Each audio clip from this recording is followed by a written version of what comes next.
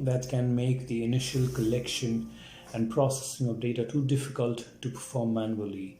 So we, even for those ratified analysts, those rare analysts who possess the right language skills, technical background, certifications, technical background in tradecraft, etc. So that is why a threat intel solution that automates data collection and processing helps reduce this burden and allows analysts who do not have that much of an expertise and language skills to work more effectively. Okay, so tactical threat intelligence, it outlines the tactics, techniques, and procedures of threat actors.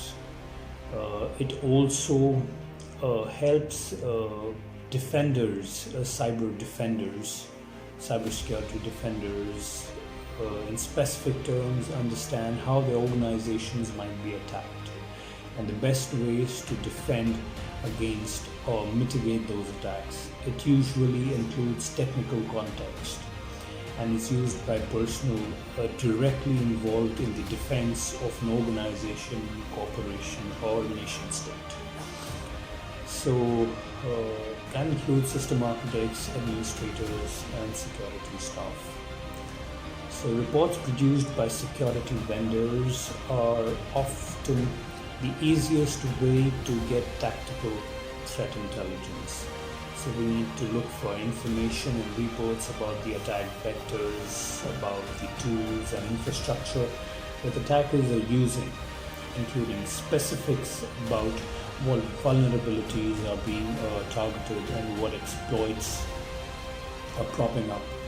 So you need to, because those need to be patched. And the attackers always keep leveraging. So we need to reply in kind, because the strategies and the tools that they may be using, so because these are new strategies and tools they deploy to avoid detection, to avoid being targeted, to avoid being identified.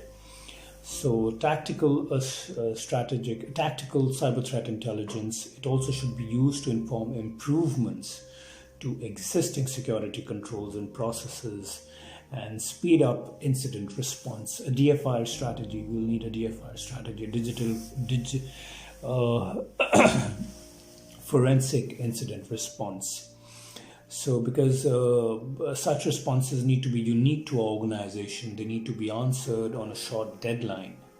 For example, is the critical vulnerability that is being exploited by the threat actors targeting the industry present in our system as we speak?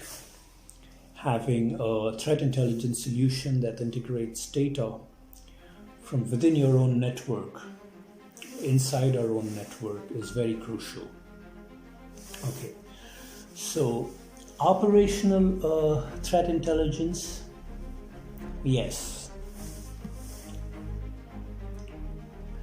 Operational threat intelligence. Operational threat intelligence is all about events and campaigns that provide specialized insights that help incident response teams, DFIR teams, understand the nature, intent, and timing of specific attacks. Because this usually includes technical information like what attack vector is being used, what vulnerabilities are being exploited, what command and control domains are being employed. This kind of intelligence is also referred to as technical threat intelligence. Yes, command and control. That is very important. So because a common source of technical information is threat data feeds, which usually focuses on a single type of indicator, like malware, hashes, or suspicious domains. But if technical threat intelligence is strictly thought of as deriving from technical information like threat data feeds, then technical and operational threat intelligence is nothing more than totally synonymous. Okay, so it becomes one and the same. So more like a Venn diagram we studied in algebra. Yeah, so it overlaps, So other sources of information on specific attacks can come from close sources like the interception of a threat group communications, either through infiltration, subversion, counterintelligence, yes, or breaking into the channels of communication. So identifying the ComSec protocols and then finding a loophole. So consequently, there are a few barriers to gathering this kind of intelligence. The first is access and privileges. Threat groups may communicate over private and encrypted channels or require some proof of identification. So there are also language barriers. There is software available that can take care of those language barriers. But even then, the threat group can be located in a foreign state. That can also pose a challenge. Next is noise. It can be difficult or impossible to manually gather good intelligence from high volume sources like chat rooms and social media. Because volume of information is too big. It's too big. Okay. Third is obfuscation. Obfuscation is to avoid detection. Threat groups might employ obfuscation tactics like using code names. Okay, so that is obfuscation. Then we have threat intelligence solutions that rely on machine learning processes for automated data collection on a large scale can overcome many of these issues when trying to develop an effective operational threat intelligence. So a solution that uses natural language processing, for example, will be able to gather information from foreign language sources without needing human expertise to decipher that information.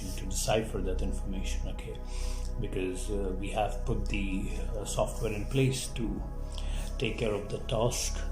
So machine learning for better threat intelligence is very important. Yes, machine learning. So data processing takes place at a scale today that requires automation to be comprehensive. Combine data points from any different types of sources, including open and dark web and technical sources, to form the most robust picture that is possible.